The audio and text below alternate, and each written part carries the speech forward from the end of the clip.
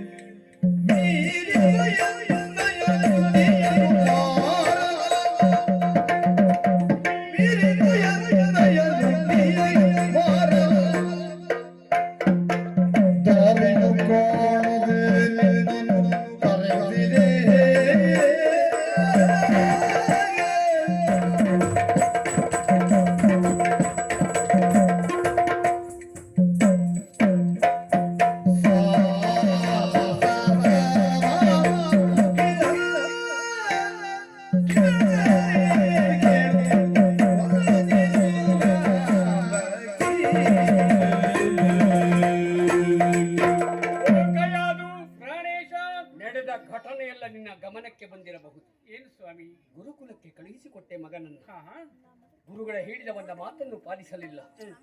ಹರನೆಂದು ಬರೆದರೆ ಹರಿಯೆಂದು ಬರೆದ ನಮ್ಮ ಮಗು ಹರಿನಾಮ ಸ್ಮರಣೆಯನ್ನ ಬಿಟ್ಟು ಬದುಕುವುದಿಲ್ಲ ಅಂತ ಹೇಳಿದ.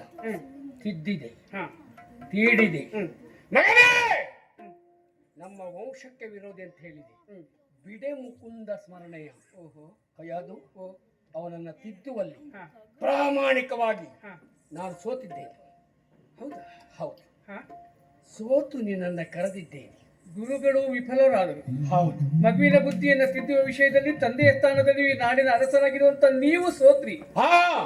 ನನ್ನನ್ನು ಯಾಕೆ ಕರೆದದ್ದು?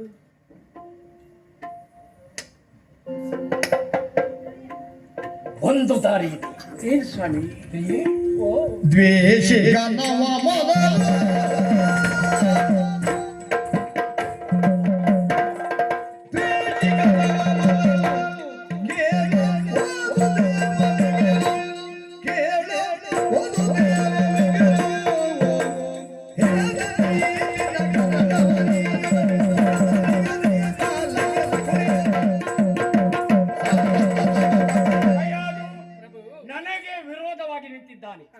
ನನಗೆ ಶತ್ರು. ಓ ಪ್ರಹ್ಲಾದ, ಶತ್ರುವನ್ನ ಜೀವಂತ ಉಳಿಸುವ ಅಭ್ಯಾಸ ನನಗಿಲ್ಲ. ಅದಕ್ಕೆ ನಿನಗೊಂದು ಕಠಿಣ ಪರೀಕ್ಷೆ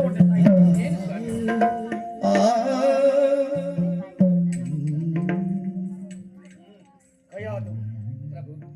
ಇದರಲ್ಲಿ ವಿಷಪೂರಿತವಾದ ಹಾಲಿದೆ. ವಿಷ ಕುಡಿದ ತಕ್ಷಣವೇ ಸಾಯಬೇಕು. ನಿನಗಿರುವ ಪರೀಕ್ಷೆಯಲ್ಲಿ ಇಬ್ಬರನ್ನು ತೋರಿಸ್ತೇನೆ. ಅರ್ಥ ಆಯ್ತು ನನಗೆ. ಯಾರು ಬೇಕು ಅಂತ ಯಾರು ಬೇಕು ಅಂತ ವಿಚಾರ ಮಾಡು ಪ್ರಭು. ಮಗುವಿನ ಬುದ್ಧಿಯನ್ನ ತಿದ್ದುವಂತಹ ವಿಷಯದಲ್ಲಿ ನೀವಿಬ್ಬರು ವಿಫಲರಾದ್ರಿ. ಘೋರವಾಗಿರುವಂತಹ ಪರೀಕ್ಷೆ ಒಡ್ಡುತ್ತಿರುವಂತಹದ್ದು ಯಾರಿಗೆ ಎನ್ನುವುದು ನೀವು ಬೇಕಾಗಿಯೇ ಇಲ್ಲ. ಈ ನಾಡಿನ ಕುಲೋನ್ನತಿಯನ್ನ ಹೆತ್ತುಕೊಡಬೇಕಾಗಿದ್ದವಳು ನಾನಾಗಿತ್ತು. ನಿಮ್ಮ ಮನಸ್ಸಿಗೆ ವಿರುದ್ಧವಾಗಿರುವಂತಹ ಮಗುವನ್ನು ಹೆತ್ತುಕೊಟ್ಟೆ ನಾನು ಎನ್ನುವ ಕಾರಣಕ್ಕಾಗಿ ಆ ಶಿಕ್ಷೆಯನ್ನು ನನಗೆ ಕೊಡುವುದಕ್ಕೆ ಸಿದ್ಧರಾಗಿದ್ದೀರಿ. ಯಾರಿಗೆ? ನಾಡಿನ ಹಿತವೇ ಪರಮಲಕ್ಷ್ಯವಾಗಿಟ್ಟು ಇಂತಹ ಮಗುವಿಗೆ ನೀನು ತಾಯಿಯಾಗಿದ್ದೀಯಾ ಎನ್ನುವ ಕಾರಣಕ್ಕಾಗಿ ಘೋರವಾದಂತಹ ವಿಷವನ್ನ ನೀನು ಕುಡಿಯಬೇಕು ಅಂತ ಹೇಳುವುದಕ್ಕೆ ಮುಂದಾಗ್ತಾ ಇದ್ದೀರಾ? ಯಾರು ಹೇಳಿದ್ದಾರೆ? ಅದು ಪ್ರಸಾದ ಅಂತ ಸ್ವೀಕರಿಸ್ತೇನೆ ನಾನು. ನಿನಗಲ್ಲ. ಮತ್ತೆ ಇರುವ ಇಬ್ಬರು ಯಾರು ಗೊತ್ತುಂಟ? ಯಾರು ಸ್ವಾಮಿ? ಒಂದು ಪ್ರಹ್ಲಾದ, ಇನ್ನೊಂದು ನಾನು. ಪ್ರಹ್ಲಾದ ಜೀವನದುದ್ದಕ್ಕೂ ಗಂಡನಿಗೆ ಸತಿಯಾಗಿ ಧರ್ಮ ಪತ್ನಿಯಾಗಿ ಉಳಿಯುತ್ತೀಯ ಅಂತಾದರೆ ಮಗನಿಗೆ ವಿಷವನ್ನ ಕೊಡು. ಅಲ್ಲ, ಮಗನೇ ಬೇಕಾದರೆ ನನಗೆ ವಿಷವನ್ನ ಕೊಡು. ನಿನ್ನ ಆಯ್ಕೆ. ವಿಷ ಕೆಲಸ ಮಾಡ್ತಾರೆ. ಇದಕ್ಕೆ ಸಾಧ್ಯ ಇಲ್ಲ. ಹೇಳಿ.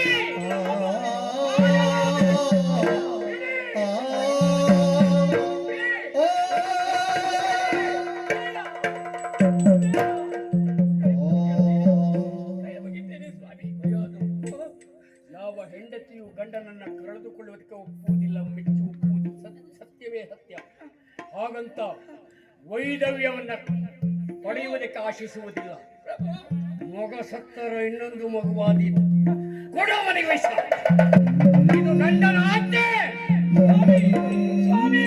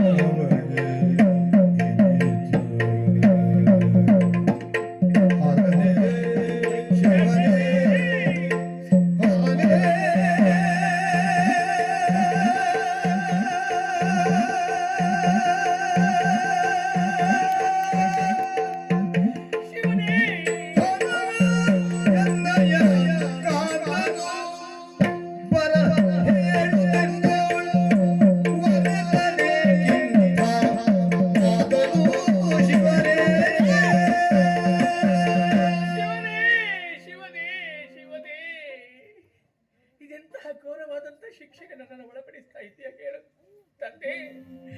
ಮದುವೆಯಾಗಿ ಹಲವು ವರ್ಷಗಳವರೆಗೆ ಮಕ್ಕಳೇ ಆಗಲಿಲ್ಲ ಎನ್ನುವಂತ ಯೋಚನೆಯಲ್ಲಿ ನಾನಿರುವ ಹೊತ್ತು ನನ್ನ ಬಾಳ ಬೆಳಗುವುದಕ್ಕೂ ಎನ್ನುವ ಹಾಗೆ ಪ್ರಸಾದ ರೂಪವಾಗಿ ನನ್ನ ಗರ್ಭಾಂಬುದಿಯಲ್ಲಿ ಯಾರು ಈ ಪ್ರಪಂಚದ ಬೆಳಕನ್ನು ಕಾಣುವುದಕ್ಕೆ ಸಿದ್ಧರಾಗಿರುವಂತಹ ಮಗು ನಮ್ಮ ಕುಲೋನ್ನತಿಯನ್ನು ಬಯಸುತ್ತಾನೆ ಎನ್ನುವ ಹಾಗೆ ನಾವೆಲ್ಲರೂ ಹಾರೈಸಿದ್ದೇ ಆಗಿತ್ತು. ಗುರುಗಳ ಮಾತಿಗೆ ವಿರುದ್ಧವಾಗಿ ಹೆತ್ತ ತಂದೆಯ ಮಾತನ್ನು ಧಿಕ್ಕರಿಸಿ ತಾನು ಹಿಡಿದ ಹಠವೇ ಪ್ರಧಾನವಾಗಿಟ್ಟು ನಮ್ಮ ವಿರೋಧಿಯಾಗಿ ಕಣ್ಮೈ ಕಾಣುತ್ತಿರುವಂತಹ ಹರಿಯ ನಾಮಸ್ಮರಣೆ ಮಾಡುವುದಕ್ಕೆ ಮುಂದಾಗ್ತಾ ಇದ್ದಾನೆ ಎನ್ನುವ ಕಾರಣಕ್ಕೆ ಕುಪಿತಗೊಂಡವರು ನನ್ನ ರಸ. ಶಿವನೇ ಶಿವನೇ, ಇದು ಎಂತಹ ವಿಪರ್ಯಾಸವೋ ತಂದೆ. ಯಾವ ತಾಯಿಯೇ ಆಗಿದ್ರು ಮಗುವಿಗೆ ವಿಷ ಕೊಡುವುದಕ್ಕೆ ಸಾಧ್ಯವೇ ಹೇಳಿ? ಇಲ್ಲ ಇಲ್ಲ ಮಗನೇ, ಹೀಗೆ ಬಾಯನ್ನು ಹಾಗೆ ಕರೆದು ಬಿಂದಿಗೆಯಲ್ಲಿರುವಂತಹ ಆ ವಿಷವನ್ನು ಅವನಿಗೆ ನಾನು ಕೊಡುವುದಕ್ಕೆ ಮುಂದಾದೆ ಅಂತಾದ್ರೆ ನನ್ನಂತಹ ಕೆಟ್ಟ ತಾಯಿ ಪ್ರಪಂಚದಲ್ಲಿ ಬೇರೆ ಯಾರಿರುವುದಕ್ಕೆ ಸಾಧ್ಯ? ಯಾರಿರುವುದಕ್ಕೆ ಸಾಧ್ಯ? ಇಲ್ಲ ಇಲ್ಲ. ತನ್ನ ಗಂತಿಯ ಅಡಿಯಲ್ಲಿ ಘೋರವಾಗಿರುವಂತಹ ವಿಷವನ್ನೇ ತುಂಬಿಕೊಂಡಿರುವಂತಹ ಹಾವೇ ಆಗಿದ್ರು ಕೂಡ ನನ್ನ ಮಗುವಿಗೆ ಅನ್ಯಾಯ ಮಾಡುವುದಿಲ್ಲ, ನನ್ನ ಮನೆಗೆ ಅನ್ಯಾಯ ಮಾಡುವುದಿಲ್ಲ ಅಂತ ಕೆಟ್ಟ ಹಾವಿಗಿಂತಲೂ ಕೆಟ್ಟವಳು ನಾನಾಗಿ ಹೋದರೆ ಶಿವನೇ ಶಿವನೇ, ಇನ್ನೊಂದು ಪ್ರಾಣಿಯನ್ನ ಖಂಡಿಸಿ ತಿನ್ನುವಂತ ಹುಲಿ ಹಸಿವೆಯಾಗಿದೆ ಎನ್ನುವ ಕಾರಣಕ್ಕಾಗಿ ತನ್ನ ಮರಿಯನ್ನು ತಿಂದು ಬದುಕುವುದಿಲ್ಲವಲ್ಲ, ಅಷ್ಟು ಕೆಟ್ಟವಳಾಗಿ ಬಿಡ್ತೇನೆ ನಾನು. ನನಗೆಂತಹ ಘೋರ ಶಿಕ್ಷೆ ಇದು. ಪರಮೇಶ್ವರ, ನಿನ್ನನ್ನು ನಂಬಿದ್ದಕ್ಕಾಗಿ ನನಗೆ ಶಿಕ್ಷೆ ಒದಗಿಸ್ತಾ ಇದ್ದೀಯಾ? ಹೇಳು ತಂದೆ. ನನ್ನ ಮಗು ಎಳೆಯ ಕಂದ ನನ್ನ ಕಣ್ಣೀರನ್ನು ಒರೆಸುತ್ತಾನೆ, ನನ್ನ ಕಷ್ಟವನ್ನು ನೋಡುತ್ತಾನೆ. ಬಿಂದಿಗೆಯಲ್ಲಿ ವಿಷ ಉಂಟು ಮಗನೇ, ನೀನು ಇದನ್ನು ಕುಡಿಯಬೇಕು ಎನ್ನುವ ಹಾಗೆ ನಾನು ಅವನಿಗೆ ಸೂಚನೆ ಕೊಟ್ಟೆ ಅಂತಾದ್ರೆ ಅವತ್ತೇಳೆಯುವುದಾದ್ರೂ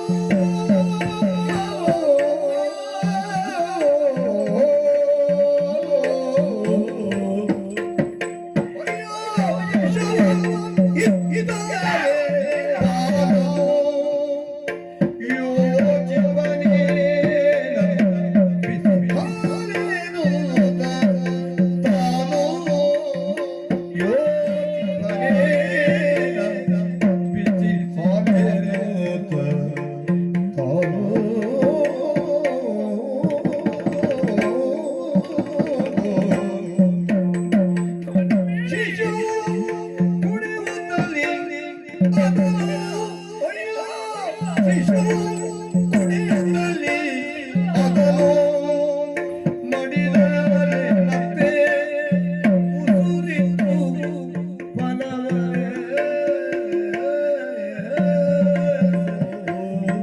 ಕುಡಿದು ಉಸಿರಿತು ಬಲವೇ ಏನೋ ಶಿವನೇ ಹರನ ಶಿವನೇ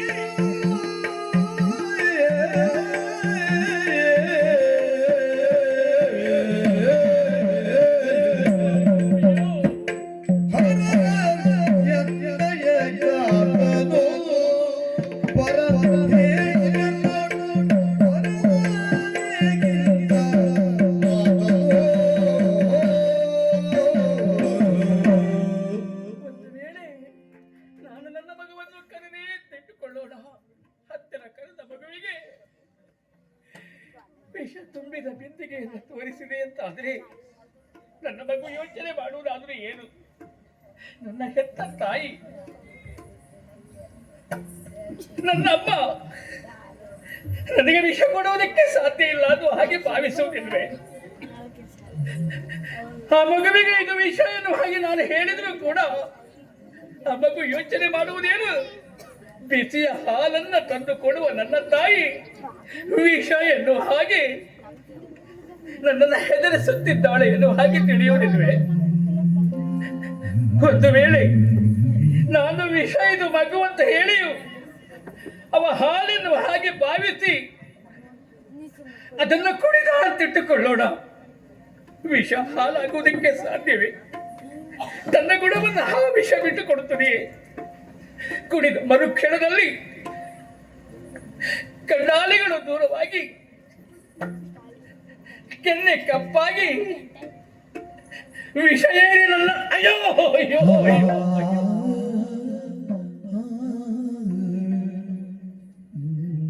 ನನ್ನ ಮಗು ಸತ್ತು ಹೋಯಿತು ಅಂತಾದ್ರೆ ನಾನು ಹೇಗೆ ಬದುಕಬೇಕು? ನನ್ನ ಬದುಕಿಗೆ ಏನರ್ಥ? ಇಲ್ಲ ಇಲ್ಲ, ಯಾವ ಕಾರಣಕ್ಕೂ ಮಗುವಿಗೆ ನಾನು ವಿಷ ಕೊಡಲಾರೆ.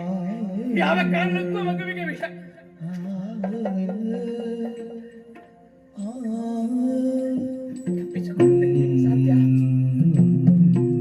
ತಪ್ಪಿಸಿಕೊಳ್ಳುವುದು ಹೇಗೆ ಸಾಧ್ಯ?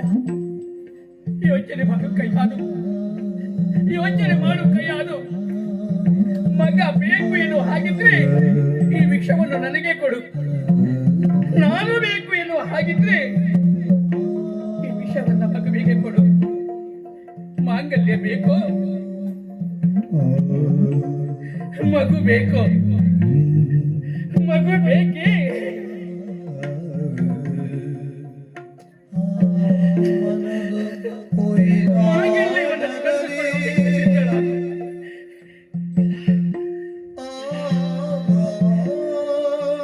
ಕರತಿಯಾದ ಹೆಣ್ಣಿಗೆ ಮಾಂಗಲ್ಯಕ್ಕಿಂತಲೂ ಹೆಚ್ಚಾಗಿ ಮಗುವಲ್ಲ. ಮಾಂಗಲ್ಯ, ಮಗು, ಮಾಂಗಲ್ಯ, ಆಮೇಲೆ ಮಗು. ಶೋಭಿತಾಪುರದ ಸರ್ವಾಧಿಕಾರಿ ಹಿರಣ್ಯಕಶಿಪುವಿನ ಧರ್ಮಪತ್ನಿ ನಾನು. ಮಹಾರಾಜರ ಆಜ್ಞೆಯನ್ನು ಪಾಲನೆ ಮಾಡಬೇಕಾದದ್ದು ಒಂದು ಕಡೆಯಲ್ಲಿ, ಪ್ರತಿವಾಕ್ಯ ವೇದವಾಕ್ಯವನ್ನು ಹಾಗೆ ತಿಳಿದ ಕರತಿ ನಾನು.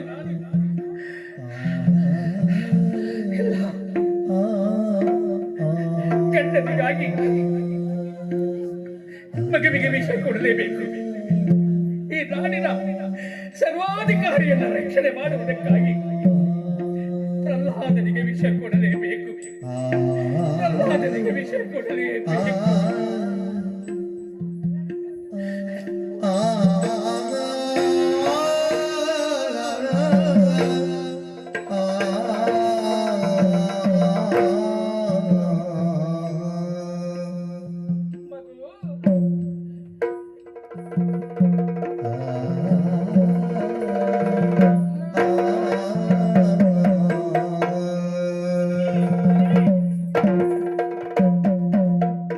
ಮಗ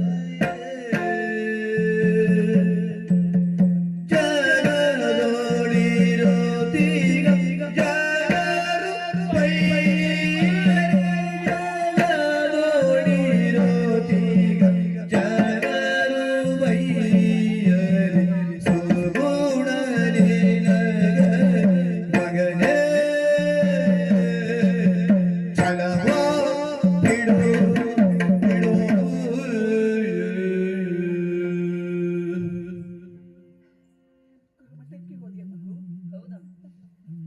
ಗುರುಗಳು ಹೇಳಿದ್ದನ್ನೆಲ್ಲ ಕೇಳಿದೆಯ ಕಂದ? ನಮ್ಮ ಕುಲದೇವರು ಪರಮೇಶ್ವರನನ್ನು ಧ್ಯಾನಿಸುವಂತೆ ನಿನ್ನಲ್ಲಿ ಹೇಳಿದರೆ ಮಗು, ಹಾಗೆ ಮಾಡಿದೆಯೋ ಮಗನೇ? ಶ್ರೀಯರೇ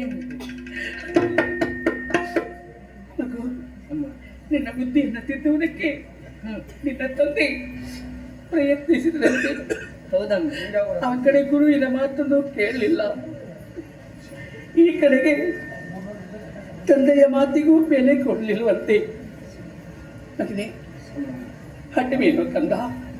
ಬೇಕು ಮಗು, ಹಠವೋ ಛಲವೋ ಬೇಕು ಮಗನೇ. ತಮ್ಮ ಬದುಕನ್ನು ನಾವು ರೂಪಿಸಿಕೊಳ್ಳುವ ವಿಷಯದಲ್ಲಿ ಸಾಹಸವನ್ನೇ ಮಾಡಬೇಕು ಮಗನೇ. ಆ ಸಾಹಸ ಮಾಡುವಂಥ ಸಂದರ್ಭದಲ್ಲಿ ಹಠವಾದಿ ಆಗಬೇಕು, ಛಲಗಾರನಾಗಬೇಕು ಮಗನೇ. ಪ್ರಹ್ಲಾದ ದುಸ್ಸಾಹಸ ಮಾಡುವುದಕ್ಕೆ ಮುಂದಾಗಬಾರ್ದು ಮಗನೇ, ದುಸ್ಸಾಹಸ ಮಾಡುವುದಕ್ಕೆ ಮುಂದಾಗಬಾರ್ದು ಮಗು. ಮಗು, ಪರಿಪರಿಯಲ್ಲಿ ಹರನನ್ನು ಧ್ಯಾನಿಸು ಅಂತ ಹೇಳಿದ್ರೆ ಹರಿ ಎಂದಲ್ಲದೆ ಹರನನ್ನು ಧ್ಯಾನಿಸುವುದಿಲ್ಲ ಎನ್ನುವ ಹಾಗೆ ಹಠ ಮಾಡ್ತಾ ಇದ್ದೀಯಂತೆ ಮಗನೇ. ಬೇಡ ಮಗು, ಛಲ ಬೇಡ ಕಂದ, ಛಲ ಬೇಡ ಮಗನೇ. ನಿನ್ನಲ್ಲಿ ಒಂದು ಮಾತು ಕೇಳುತ್ತೇನೆ ಮಗನೇ. ಪರಿಪರಿಯಲ್ಲಿ ಹೇಳಿದ್ರು ಹರಿನಾಮ ಸಂಕೀರ್ತನೆಯನ್ನೇ ಮಾಡುವುದಕ್ಕೆ ನೀನು ಮುಂದಾಗ್ತೀಯ ಅಂತಾದ್ರೆ ಹೇಳೋ ಮಗ, ಹೇಳೋ ಮಗ.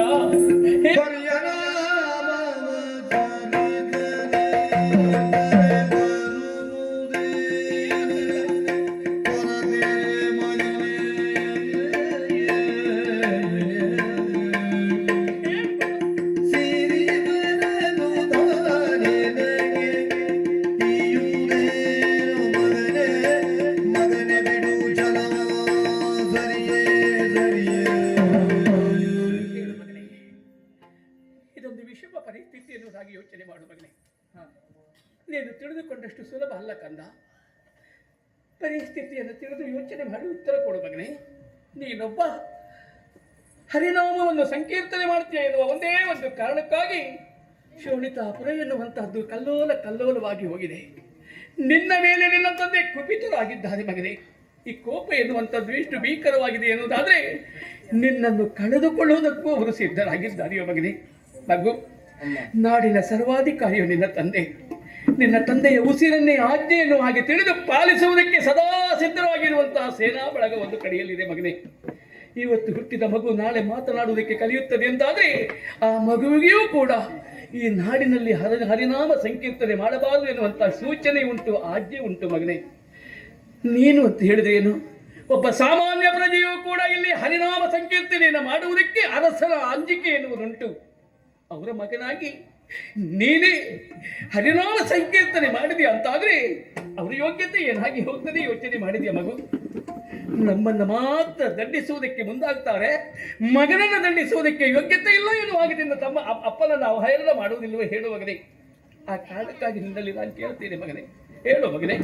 ಹರಿಹರರಲ್ಲಿ ಭೇದ ಇಲ್ಲ ಎನ್ನುವುದು ತಿಳಿ ಒಂದಲ್ಲ ಒಂದು ದಿವಸ ನಿನಗೆ ಅರ್ಥವಾಗಿಯೇ ಆಗುತ್ತದೆ. ತಂದೆ ಹೇಳಿದ ಹಾಗೆ ಹರನಾಮವನ್ನು ಹೇಳು, ಗುರುಗಳು ಹೇಳಿದ ಹಾಗೆ ಶಿವನ ಸ್ತುತಿಯನ್ನು ಮಾಡು.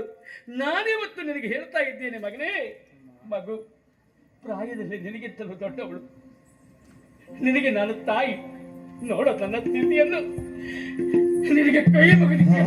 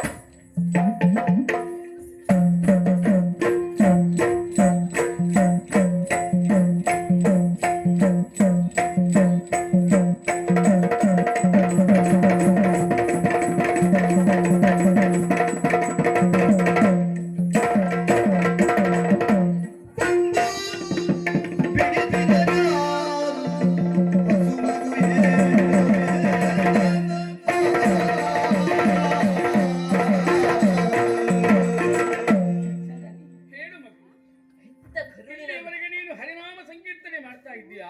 ಹಾ. ಆ ಕಾರಣಕ್ಕೆ ಏನು ಪ್ರಯೋಜನ ಪಡೆದಿಯೋ ಕಂದ ನೀನು? ಅಮ್ಮ, ಮಗು, ಹೆತ್ತ ಕರುಳಿನ ವ್ಯಥೆ ನನಗೆ ಅರ್ಥವಾಗ್ತದಮ್ಮ. ಹಾ, ನೀನ್ ಯಾಕೆ ಒಂದೇ ಮುಖದಲ್ಲಿ ಯೋಚಿಸ್ತೀಯ ಹೇಳು? ಮತ್ತೆ ಹೇಗೆ? ಜೀವನದ ಇನ್ನೊಂದು ಮಗ್ಗುಲನ್ನು ನಾವು ಯೋಚಿಸಬೇಡವೇ? ಹೇಗದು?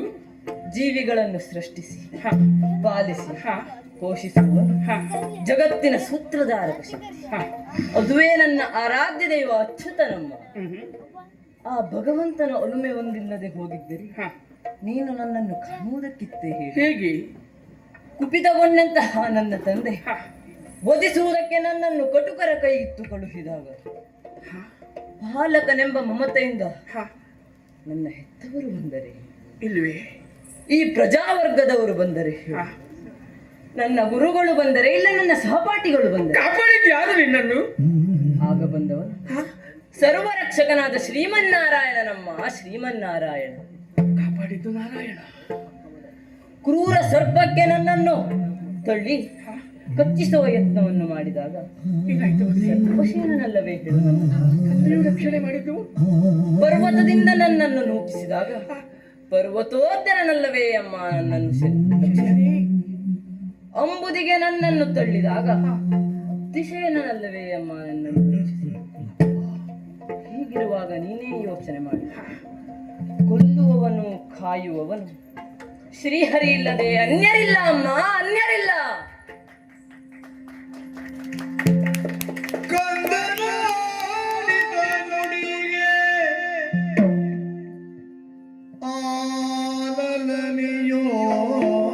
ಆನಲನಿಯೋಜಿಸಿದನು. ಕಂದನಾಡಿದ ಮಾತ ಕೇಳುದು ಎಂದಳಂಗನೆ ಸುರಮುನೀಂದ್ರನೋ ಬಂದು ಹಿಂದೆನ್ನೊಡನೆ ಬೇಡಿದ ಮಾತು ದಿಟವಾಯ್ತು.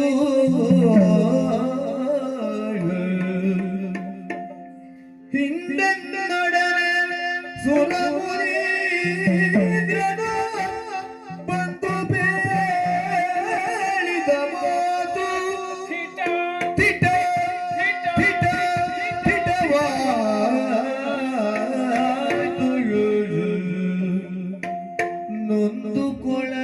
ನೊಂದುಕೊಳ್ಳಲೇಗೀಗ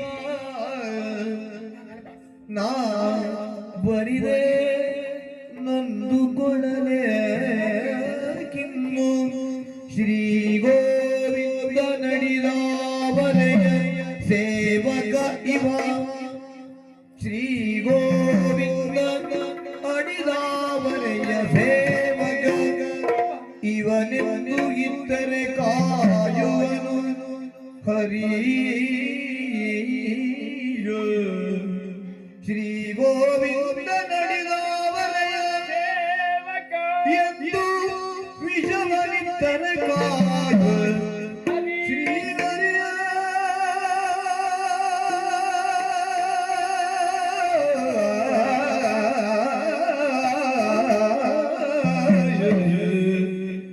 ನೊಂದುಕೊಳ್ಳಲೇಗೆ ಏಕೆ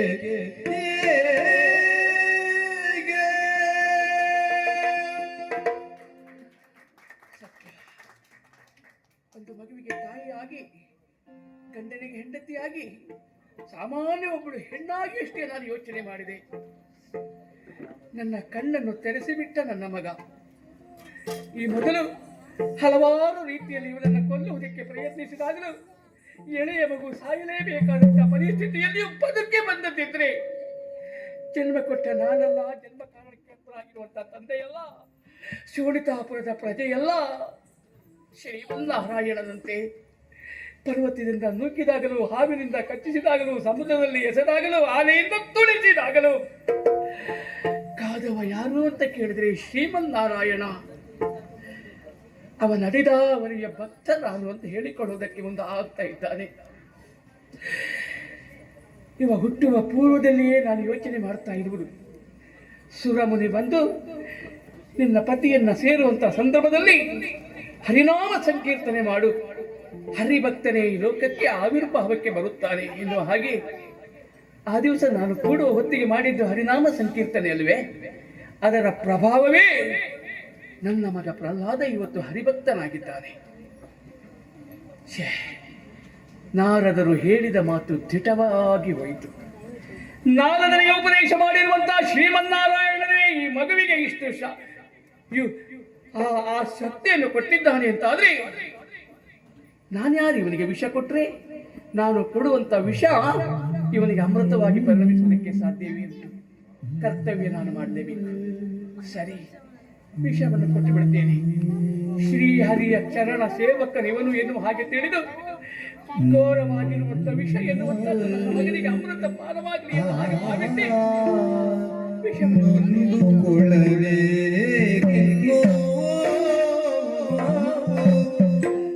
ಶ್ರೀಗರಿಯ ಸೇವಕನೆಂದು ವಿಷವಿದ್ದರೆ ರಕ್ಷಿಪಣ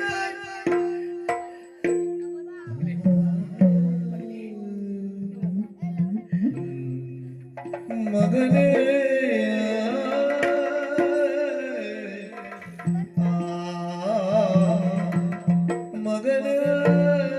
ಎಂದಿಗೆಯಲ್ಲಿರುವುದು ಹಾಲಲ್ಲ ಮಗನೇ, ಘೋರವಾಗಿರುವಂತ ವಿಷ ಮಗು. ಇದನ್ನ ವಿಷ ಎನ್ನುವ ಹಾಗೆ ತಿಳಿದೇ ನಿನಗೆ ನಾನು ಕೊಡ್ತಾ ಇದ್ದೇನೆ. ನಿನ್ನನ್ನು ಮೋಸ ಮಾಡುವುದಿಲ್ಲ ಮಗನೇ.